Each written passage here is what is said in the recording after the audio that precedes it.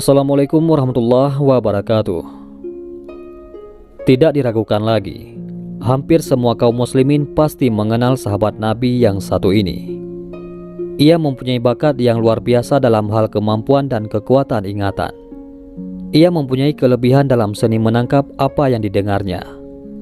Sedangkan daya ingatnya mempunyai keistimewaan dalam menghafal dan menyimpan. Hampir tak pernah ia melupakan satu kata atau satu huruf pun dari semua yang pernah didengarnya.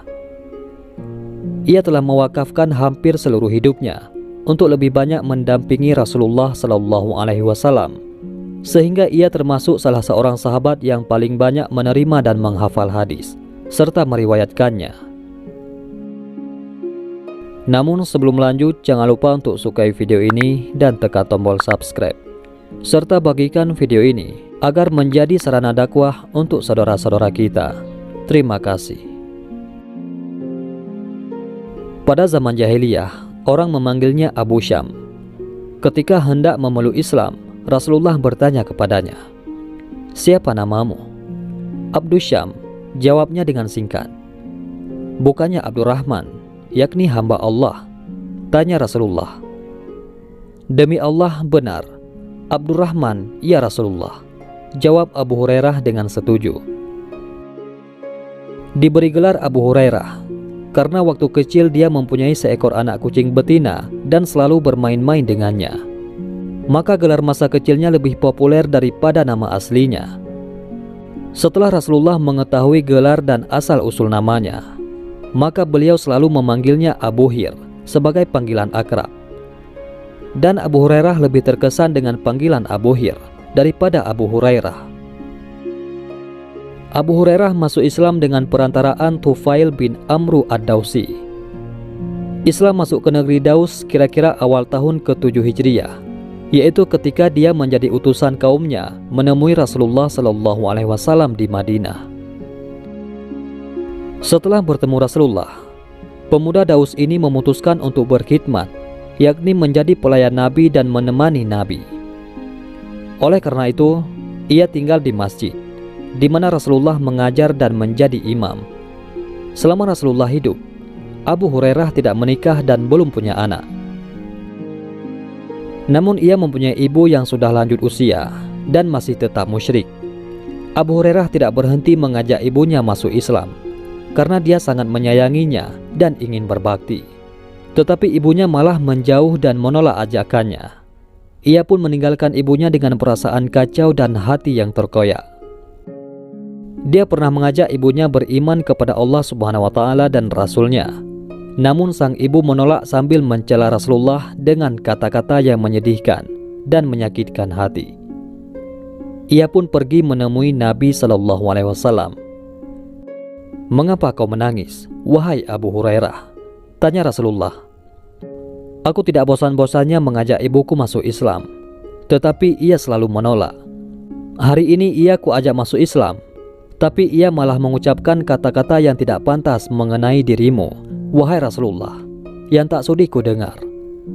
Tolonglah doakan, ya Rasulullah, semoga ibuku tergugah masuk Islam," kata Abu Hurairah. Rasulullah pun mendoakan semoga hati ibu Abu Hurairah terbuka untuk masuk Islam. Pada suatu hari, ketika pulang ke rumahnya, Abu Hurairah mendapati pintu dalam keadaan tertutup. Di dalam terdengar bunyi gemercik air. Tatkala hendak masuk ke dalam, terdengar suara ibunya, "Tunggu di tempat." Agaknya sang ibu tengah berpakaian. Tak lama kemudian, "Masuklah," kata ibunya. Begitu masuk ke dalam, ibunya berkata, "Aku bersaksi bahwa tiada Tuhan selain Allah, dan aku bersaksi bahwa Muhammad adalah hamba dan utusannya." Abu Hurairah kembali kepada Rasulullah sambil menangis gembira, sebagaimana sebelumnya ia menangis karena sedih. "Bergembiralah wahai Rasulullah, Allah mengabulkan doa Anda. Ibuku telah masuk Islam," ujar Abu Hurairah. Abu Hurairah mencintai Rasulullah hingga mendarah daging. Dia tak pernah bosan memandang wajah beliau. Bagiku tidak ada yang lebih indah dan cemerlang selain wajah Rasulullah SAW. Dalam penglihatanku, seolah-olah matahari sedang memancar di wajah beliau. Katanya suatu ketika, sebagaimana besar cintanya kepada Rasulullah SAW, maka begitu pula besar cintanya kepada ilmu, sehingga ilmu menjadi kegiatan dan puncak cita-citanya. Ketika kaum muslimin memperoleh kesejahteraan dari limpahan rampasan perang, Abu Hurairah mendapat bagian berupa sebuah rumah dan harta. Walaupun begitu, semua kenikmatan yang diperolehnya tidak sedikit pun merubah kepribadiannya yang mulia. Dia tidak pernah melupakan masa lalunya. Dia kerap bercerita, "Aku dibesarkan ibuku dalam keadaan yatim. Kemudian aku hijrah dalam keadaan miskin. Aku pernah mengambil upah di perkebunan binti Khazwan hanya untuk mendapatkan sesuap makanan. Aku juga pernah menjadi pelayan atau khadam, menurunkan dan menaikkan keluarga itu dari bawah dan ke atas kendaraan. Kemudian aku dinikahkan dengan anak perempuan mereka." Abu Hurairah pernah menjadi wali kota Madinah lebih dari 1 kali. Dia diangkat menjadi wali kota oleh Khalifah Muawiyah bin Abu Sufyan. Kelembutan dan keluasan pemerintahannya tidak ada yang menandingi. Dalam pribadi Abu Hurairah terkumpul kekayaan akan ilmu, ketakwaan, dan kewaraan. Siang hari dia berpuasa, malam dia beribadah. Kemudian dibangunkannya istrinya. Istrinya beribadah sepertiga malam. Setelah itu membangunkan anak perempuannya. Maka anak gadis itu beribadah juga sepertiga malam terakhir. Karena itu, dalam rumah tangga Abu Hurairah tidak putus-putusnya orang beribadah sepanjang malam. Sepanjang hidupnya, Abu Hurairah senantiasa bersikap dan berbuat baik terhadap ibunya.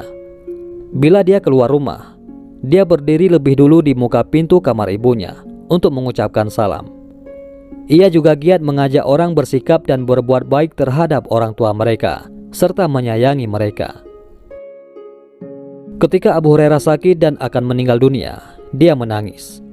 Orang-orang bertanya kepadanya, "Mengapa Anda menangis, wahai Abu Hurairah?" Ia menjawab, "Aku menangis bukan karena sedih berpisah dengan dunia ini. Bukan. Aku menangis karena perjalanan masih jauh, sedangkan perbekalanku hanya sedikit. Aku telah berada di ujung jalan yang akan membawaku ke surga atau neraka, sedangkan aku tidak tahu di jalan mana aku berada." Marwan bin Hakam datang berkunjung menengoknya. Marwan berkata, "Semoga Allah segera menyembuhmu, wahai Abu Hurairah." Mendengar doa Marwan tersebut, Abu Hurairah justru berdoa sebaliknya, "Ya Allah, aku sudah rindu bertemu denganmu. Semoga engkau juga begitu terhadapku. Segerakanlah bagiku pertemuan itu." Tidak lama setelah Marwan tiba di rumahnya, Abu Hurairah meninggal dunia dengan tenang. Semoga Allah Subhanahu wa Ta'ala melimpahkan rahmatnya kepadanya. Ia telah menghafal tidak kurang dari 1609 hadis Rasulullah SAW untuk kaum muslimin. Wallahu a'lam bishawab. Mudah-mudahan bermanfaat. Assalamualaikum warahmatullahi wabarakatuh.